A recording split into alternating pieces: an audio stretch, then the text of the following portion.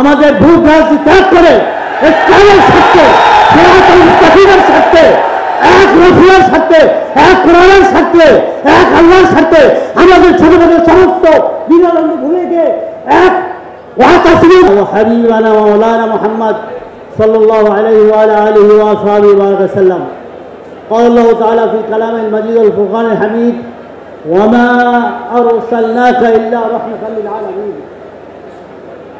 وقال تعالى في آية آخر ما كان محمد أبا أحد من رجالكم ولكن رسول الله وخاتم النبيين.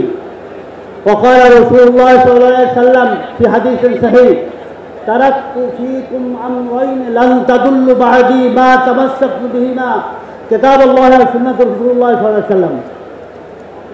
প্রথমে মহান রব্বুল আলামিনের দরবারে আজকার শুকরগুজার করি যে জাতীয় সিরাত উদযাপন কমিটি উদ্যোগে আজকার এই জাতীয় যে সিরাত মাহফিলের আয়োজন করা হয়েছে, এজন্য আমি অন্তরস্থল থেকে এদেরকে শুকরিয়া জ্ঞাপন করতেছি, ধন্যবাদ জানাচ্ছি। কেননা রাসূলুল্লাহ সাল্লাল্লাহু আলাইহি সাল্লামের জীবনী যদি আলোচিত না হয়, রাসূলুল্লাহ সাল্লাল্লাহু আলাইহি সাল্লামের মেইন জীবনী হচ্ছে তিনি 40 বছর বয়সে নবুয়ত প্রাপ্ত হয়েছেন। 40 বছর বয়সে নবুয়ত প্রাপ্ত হওয়ার পরে সালাসাতা আশার দাহালুল মক্কা ইলা দীনিল্লাহ ইলা তাওহীদিল্লাহ, 13 বছর পর্যন্ত তিনি তার জন্মভূমি মক্কা শরীফে ইসলামের দাওয়াত দিয়েছেন, তাওহীদের দাওয়াত দিয়েছেন, মূর্তি পূজার বিরুদ্ধে 313টা সালাসামিয়া আশার আসলামান ফি দাখিল কাবাতুল মুশাররাফা ইউকাফিরুহা, তিনি এর বিরুদ্ধে যে মূর্তির পূজার বিরুদ্ধে বলন্দ আওয়াজ তুলে মক্কাবাসীকে সতর্ক করলেন, তোমরা এক আল্লাহর ইবাদত করো। এই এক আল্লাহর ইবাদতের জন্য তিনি আসছেন। ইউবাদদিল ইউগাইয়িরুল মুজতামা, তিনি এই জাতিকে পরিবর্তন করার জন্য আসছেন। তিনি আইয়ামে জাহেলিয়াতে যে নারীদেরকে, শিশুদেরকে জীবন্ত কবর দেওয়া হতো, সেখান থেকে সমস্ত সন্ত্রাস, সমস্ত লুটতরাজ, সমস্ত ব্যভিচার থেকে এক হকের আলোকে, হকের দিকে, বাতিল থেকে দূরে হয়ে জাল হক ওয়া যাকাল বাতিল ইন্নাল বাতিলা কানা যাহুকা, তিনি হকের আলোকে প্রজ্বলিত করার জন্য আল্লাহর পক্ষ থেকে রসুল হিসাবে, মেসেঞ্জার হিসাবে, দূত হিসাবে সারা বিশ্ববাসীর জন্য রাহমাতাল লিল আলামিন হিসাবে তিনি আসেন। যার দলিল হয়েছে ওয়ামা আরসালনাকা ইল্লা রাহমাতাল লিল আলামিন, লাইসা বিকাউল মুখাসসাস ওয়ালা মুআয়্যান ওয়ালা বিআলওয়ান يعني اسود واحمر في كل اللسان الذين يتكلمون في ذلك كلها, তিনি কোনো জাতির জন্য, কোনো বর্ণের জন্য, কোনো রঙের মানুষের জন্য, সাদা কালো লাল সবার জন্য, এমনকি আপনার 100 উপরে যে ভাষা আছে, কোনো ভাষার মুখাসসাসরা নির্দেশনা সমস্ত পৃথিবী, সেই আফ্রিকা থেকে শুরু করে ইউরোপ, অস্ট্রেলিয়া, আমেরিকা থেকে শুরু করে মধ্য সারা বিশ্বের মানবতার মুক্তির জন্য মুহাম্মদ সাল্লাল্লাহু আলাইহি সাল্লাম তিনি আসছেন রাহমাতাল লিল আলামিন, রহমত হিসাবে। সেহেতু আজকের এই দ্বিতীয় বৃহত্তম মুসলিম দেশ বাংলাদেশ, এই দেশে আমরা এই পর্যন্ত দুঃখের বিষয় ইসলামী শাসন কায়েম করতে পারি না। 92% মুসলমান, আমরা নিজেদের ভিতরে বিভক্তি, ছোট মোটো যত আমাদের ভিতরে ইখতিলাফ আছে এগুলাকে দূর করে এবার এই যে অন্তর্বর্তীকালী সরকার, ডক্টর ইউনূসের সরকার আসছে, এই সুযোগ আমি সবাইকে ঐক্য হওয়ার জন্য, দিনের বৃহত্তর স্বার্থে ছোট ছোট আমাদের ভূত রাজনীতি ত্যাগ করে ইসলামের স্বার্থে, সিরাতুল মুস্তাকিমের স্বার্থে, এক রসুলের স্বার্থে, এক কোরআনের স্বার্থে, এক আল্লাহর স্বার্থে আমাদের ছোটবেলার সমস্ত বিনানন্দ ভুলে গিয়ে এক ওয়াতাসিমু বিহাবলিল্লাহি জামিআ ওয়ালা তাফাররাকু, আমাদের এক ঐক্যবদ্ধ হতে হবে আল্লাহর জন্য, আল্লাহকে রাজি খুশি করার জন্য।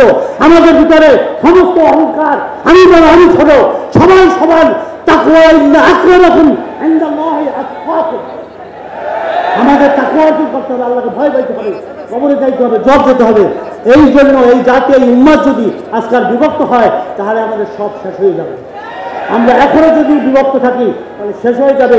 রাসূলুল্লাহ সাল্লাল্লাহু আলাইহি ওয়াসাল্লাম হিকমতের সহিত তিনি মানুষকে দাওয়াত দিচ্ছেন, কাউলান লাইয়্যিন, মধুর ভাষা দিয়ে, তিনি সুন্দর ব্যবহার দিয়ে মানুষকে দাওয়াত দিচ্ছেন।